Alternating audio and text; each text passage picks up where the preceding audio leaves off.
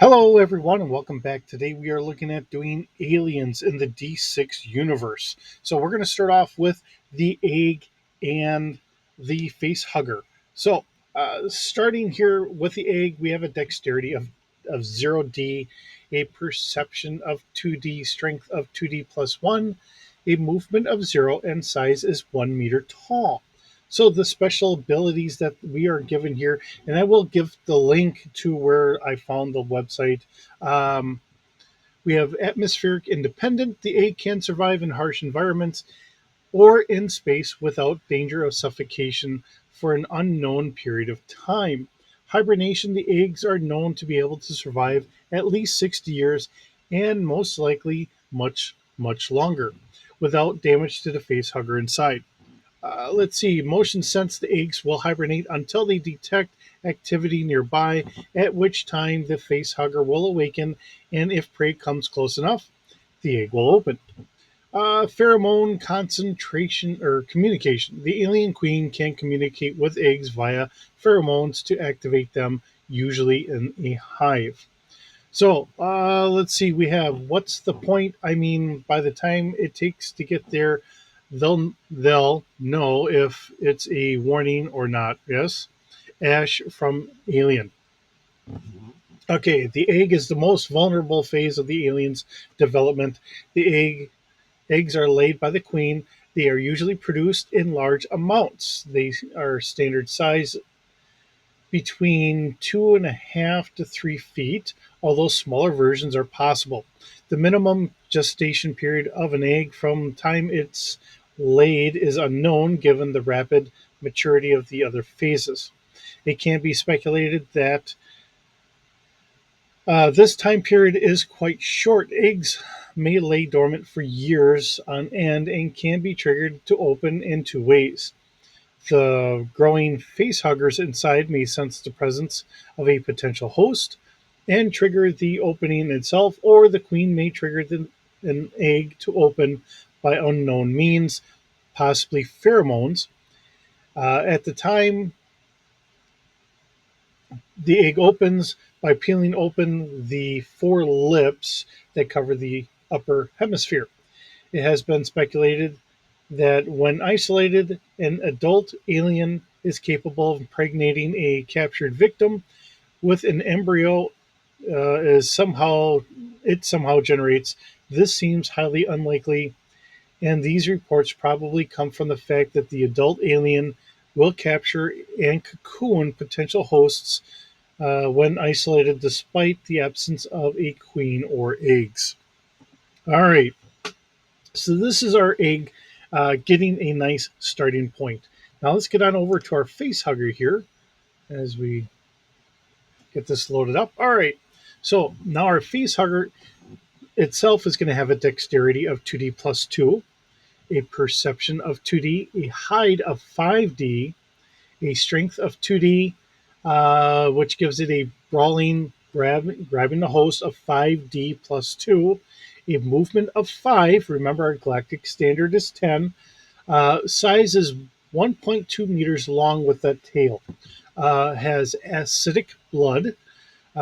See special rules. Roll grenade scatter for splatter. Damage is 6D. Atmospheric independent. The face hugger can survive underwater or in space without danger of suffocation for an unknown period of time. Now we have pheromone communication. This is their speculation here. While facehuggers are incapable of group effort or exchange of information, they still use pheromones to make themselves known to their own species, to ignore possible targets of their own species, and to determine if potential prey is already implanted with an embryo. We have radar sense. Facehuggers technically see through a form of ultrasonic echolocation that allows them to perceive shape and movement. No penalties for darkness or smoke. Symbiotic link with the host. Once attached, the facehugger cannot be removed without killing the host. It also pumps chemicals into the host, which will effectively render it unconscious, paralyze it, and wipe its short term memories. Things that we got to see in the first Alien movie. It says, hey, I know We're all strung out of shape, but stay frosty and alert. We can't afford to let one of those bastards in here. Hicks from Aliens. All right, so the second phase in the growth of an alien is commonly referred to as the face hugger due to the unique way it attaches itself to a potential host. This or these creatures climb or spring from an egg when a potential host is in close proximity. Facehuggers are in size approximately 2 feet across with 3 feet long, prehensile tail, nimble and remarkably strong. They rely heavily on surprise to attack their victims and spend much of their time prior to attack in hiding or in the egg. Once a face hugger is located, a potential host for an alien embryo, it will spring onto the individual using its powerful tail. It then wraps its muscular tail around the victim to prevent its escape. A small ovipositor is inserted into the host's breathing orifice, and a fertile zygote, which will grow into an embryo, is planted during the next 12 to 24 hours. The facehugger remains attached to the victim's face for breathing orifice. Supplying nutrients to the host requires, or the host requires through a remarkable chemical conversion process. This period serves as an incubation time for the zygote to grow.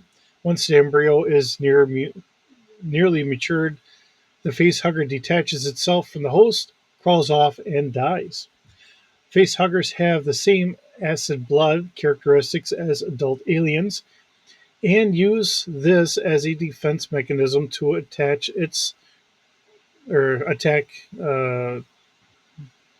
predators before delivering the zygote. They are too strong to remove from the host by force, and the host becomes independent on the face hugger for nutrients while the face hugger is attached. It is impossible to remove the face hugger without killing the host. All that can be done is wait out the incubation process. All right, so with that, we're going to end this video. We'll get next week's video going from the embryo and the chest burster. And then we're going to get the adult and then the queen itself. Just getting a little bit extra stuff out here for the rest of the year. We finished up, unfortunately, the Starship Troopers and going through all that stuff. Now we're just giving some aliens to throw out and to see what kind of adventures you may want to add to your Star Wars, Star Trek, or any other campaign you want to use with the D6 system. Heavens forbid you have a dungeon filled with these things for a couple spellcasters and a sword swinging warrior or two to have to fight off. That would be kind of interesting in so many regards. All right, with that, thank you for visiting today. It's always wonderful having you here. I hope you're doing well, and I will see you in the next video.